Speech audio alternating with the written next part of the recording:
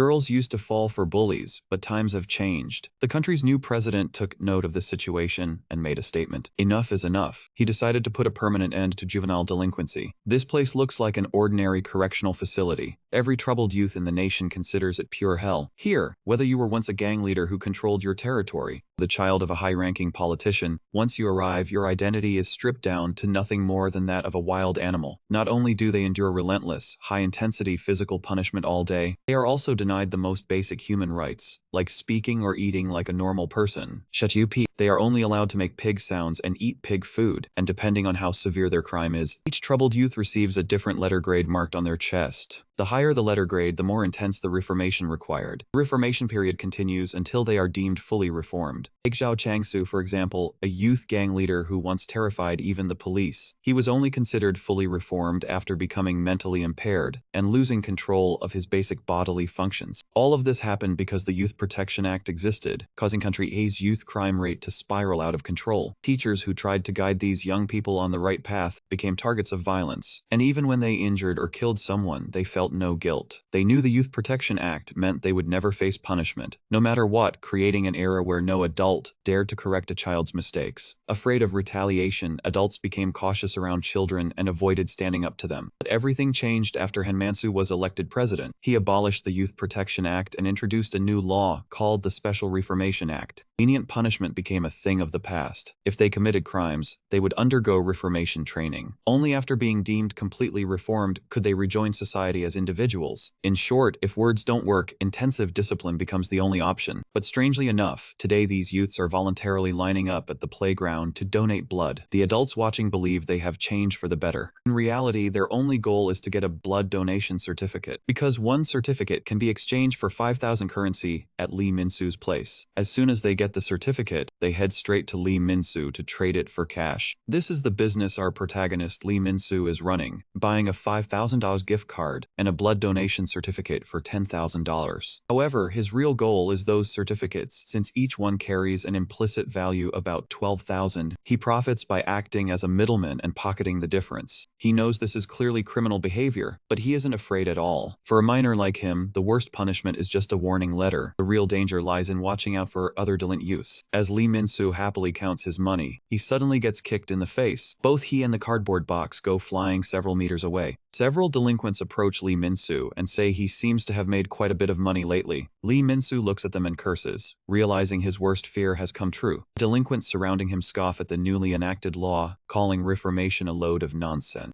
At that moment, the blonde leader lets out several foul-smelling yellow smoke bombs. Lee Min-soo is pinned beneath him, enduring this disgusting humiliation. The blonde asks him if he doesn't know how to share money with others, or if he only acts brave because Zhao Changsu is in the correctional facility. Then he spits on Lee Min-soo's face. Humiliated and trembling with rage, Lee Min-soo shouts that without Zhao Changsu, he's nothing but a worthless loser. The blonde admits that Zhao Changsu is 100 times more terrifying than him, but as it happens, Zhao Changsu is being released today. Hearing this, Lee Min-soo's pupils instantly shrink. Zhao Changsu is the leader of the regional youth crime gang. Everyone he ever hurt suffered terrible torture, but no one dares call themselves a victim, because they all fear revenge from this devil. Lee Min-soo is no exception. Just his fierce face is enough to make him tremble all over. Seeing how scared Lee Min-soo is, the blonde gets to the point. If he doesn't want to trigger Zhao Changsu's bad temper, he'd better hand over the money. Hearing this, Lee Min-soo fumbles in his backpack while saying no problem. The next second, he sticks up a middle finger instead. Seeing this, the blonde instantly flies into a rage and calls him a son of a bitch. A knee strike hits Lee Min-soo hard in the stomach. Then he gets beaten while pinned to the ground. The blonde sneers, thinking since Zhao Changsu is gone, no one can control him, and asks if he really thinks he's a pushover. Still not satisfied, the blonde spots a shovel nearby and decides to teach Lee Min-soo a harsh lesson today. A delinquent beside him warns him to calm down, saying if things get out of hand, he'll be sent to the correctional facility. The blonde claims he isn't afraid of places like that. He thinks as long as he acts tough, he can leave any time. Right now, he just wants to beat Lee Min-soo until he wets himself. Just as the blonde is about to strike, he gets a fierce kick to his back. The student council president, Kang Wook-sung, steps in and says campus violence is not allowed here. After speaking, he helps Lee Min-soo up from the ground. The surrounding delinquents recognize who he is. The beaten blonde no longer cares. He grabs a shovel and charges at Kang Wook-sung, shouting that he'll kill them both and then transfer schools. Kang Wook-sung dodges the shovel and asks if the blonde truly wants to kill him. Then he grabs the blonde's shoulder with one hand. With a powerful over-the-shoulder throw, he slams him hard to the ground. Can you really handle the consequences of murder? Realizing he's outmatched, the blonde quickly orders the others to attack. As soon as he says that, 3 lackeys rush at Kang Wook-sung. In the end, lackeys are just lackeys. Kang Wook-sung takes them down with 1 punch each. The guy in orange tries to ambush him from behind. Wook-sung avoids the attack by bending down, and he catches the punching arm with both hands. Using the opponent's momentum, he flips him over and slams him to the ground. Getting carried away, Kang Wook-sung charges at the last delinquent without hesitation. Seeing this, the delinquent panics and begs for mercy. "Don't come closer, I was just pretending to be tough." But unfortunately, he still gets beaten. Lee Min-soo picks up his backpack and sighs, asking Kang Wook-sung if he didn't just say campus violence was banned. Hearing Lee Min-soo's question, he turns to look at him. Then he smiles and says he should call him by name at times like this. Lee Min-soo walks forward with his head down, saying he's no longer his brother. He tells him to stop interfering, warning that staying by his side will only cause trouble. Kang Wook-sung insists he isn't trouble, but his brother. No matter what Lee Min-soo thinks, they'll always be inseparable. Lee Min-soo pauses for a moment, then says to throw away that watch. "If you were adopted by a rich family, you should replace it. Even I feel embarrassed." Kang Wook-sung scratches his head and says he doesn't care about that. Besides, he adds, the watch on his hand needs replacing even more. Walking home, Lee Min-soo can't stop thinking about what Kang Wook-sung did. He worries that today's incident might prevent him from getting into university. Kang Wook-sung is not only student council president, but also a guaranteed admissions student to medical school. His original name was Lee Hyun-soo. He is Lee Min-soo's biological older brother. Years ago, he was adopted by a wealthy family, so he thinks his brother shouldn't be involved with him anymore. He should walk his own path while Lee Min-soo finds his own way to survive. Inside this abandoned clothing donation box is his way to survive. Here, he has stored all the money he saved, about 3.4 million. He still needs 6.6 million to reach his goal of 10 million. So he's considering going to other schools for blood donation certificates, since his school's next blood drive is 3 months away. As for why he's so desperate to make money this way, it goes back to when he left the orphanage 2 years ago. Back then, the government gave him 5 million won as assistance, but it wasn't enough to even afford a bathroom, and as a minor orphan, finding work was nearly impossible. So even though he knows it's a crime, this is the only quick way to earn money he has. Just as Lee Min-soo is storing the money, he hears a strange noise. The blonde has somehow appeared behind him. He grabs Lee Min-soo's shoulder and says, "Want me to tell you something interesting? If you get caught, money earned through crime gets confiscated by the government." After saying that, he laughs loudly in Lee Min-soo's ear. Lee Min-soo demands to know what he wants. The blonde tells him he promised to make him piss his pants every time they meet. Meanwhile, in Kang Sung's noisy classroom, the teacher suddenly arrives and tells everyone to quiet down.